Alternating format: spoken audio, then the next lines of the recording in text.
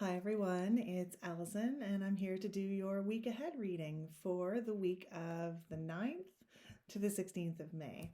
So today I'm going to be using the Wayhome Tarot by Bakara Wintner, if I can get it out. I love this deck a lot. I just did a video about decks I would definitely replace. This would be one of them if I lost it. I love it. I'm really into decks right now with brighter colors. Although this one's got a lot of white space on it, but just, I don't know, the backs feel really springy, although it's quite cold here today. We had frost on the ground this morning. Tell ya.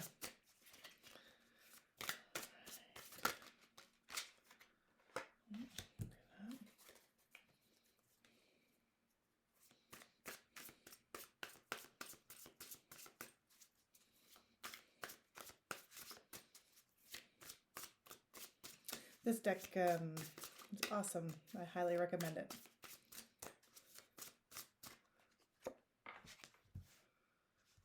Oh. It's going to be a reading today. Let's see if we can make some sense of it.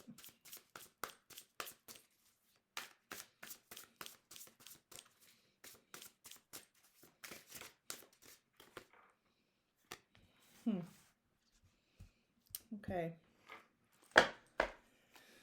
So all of the cards today came out upright. We begin, my first pull was the Five of Pentacles. It's a very nature-based deck.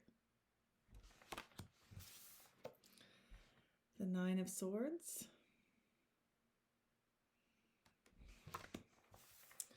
And the Father of Wands, so the King of Wands in this deck. Okay, so I see a lot of interesting things here. If we begin with the Five of Pentacles, I really like this interpretation. So in the traditional Waite Smith, it's the image on the stained glass with people on the outside. Here we have tomatoes with blight, which I think is really interesting. You can see the pentacles sort of etched into the tomatoes there. And this idea that you've been like, there's something that you should be able to access. You've done things right here, but it hasn't worked out the way that you think. I do think that the Five of Pentacles is really interesting because there's no sort of reason given why people are outside, except for maybe their socioeconomic status, which they don't maybe have control over. And something's not going right. And something probably in the material world, physical body, workplace, that kind of thing, acquisition of money, something that you've been investing in and trying to grow, and there's something that's preventing you from reaching your full potential in that particular area. Now the next pull was the Nine of Swords, and so I think this is really interesting. So this is a real card of the whole sword suit is a suit of the mind, but this one in particular often portrays really nightmarish images, and this idea that your fears are a major player in maybe what is not going well for you.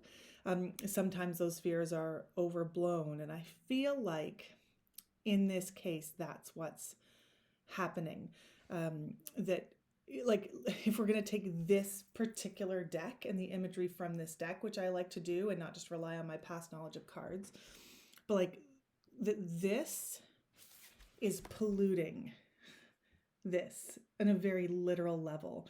That there's some amount of control, like, well, I don't want to say control, but your thoughts are spinning in such a way that it's actually affecting things in your life that should be productive. And one of the key elements of the Nine of Swords card is trying to figure out what is legitimately there to fear, to be worried about, to be preoccupied with, but what is just your own brain just like spinning in place and not allowing you to move to the next level of what it is you're doing. So the final card of the three cards is the Father of Wands. And often I think of the quartz as an energy is sort of, and that may be here, but in this particular reading, I feel like this might be someone in your life, not necessarily a man or an older man, as sometimes I don't tend to go with those really specific definitions, but someone who is able to have that passionate energy, right? That inspiration, creativity, passion. But by the time we get up to the king or the father of wands, he's learned how to use it. You see here, like there's the lightning going out of him, but also the lightning within him. Like he's figured it out and he knows how to manage all of these different elements in his life in order to achieve a desired outcome. And that there's maybe someone who can help you sort through this. Like, what are the things that I need to actually do and actually focus on to help me move through? Because all of these minors are a stage, right? So if you're in a 5 of Pentacles stage, just know that the 6 of Pentacles is coming after it, the 7 after that, right? And the 10 of Pentacles is where we want to get to because it's super stable. But something about this tells me that this is maybe a creative, passionate pursuit and it's just hit a roadblock or it's been diverted in some way that isn't working for you. And that there's someone you should seek guidance from who has more experience, who's seen a lot of these obstacles before and can really help you discern what is it that you're just swirling around in your mind and freaking out about over nothing, and it's probably keeping you awake at night. It's probably disturbing your sleep. It's probably making you feel like you're pulled in 1,000 different directions, trying to sort of put out fires. And so someone is going to come in this week and be like, hey, this is of your invention. You've got to deal with your own stress and your own nonsense there. But this is something you can do to really move this idea forward and continue to build that fruition in the pentacles, in that sort of material state, physical state. So take a look around for who this person with experience and passion, and has probably made some reckless decisions and followed their dreams and their heart, but through that experience can give you some sage advice that maybe they didn't even know the first time around. That's who I would look for in your life this week. And I hope as you move through it that your tomatoes move through their blight and you're able to sort out what is a nightmare, literally, and what is of your own invention, brought on by your own stress and worry. Hope that helps. If it does, please leave a comment or let me know how later on if this worked out for you this week. And I hope you have an awesome week, and we'll see you again next Sunday. Bye.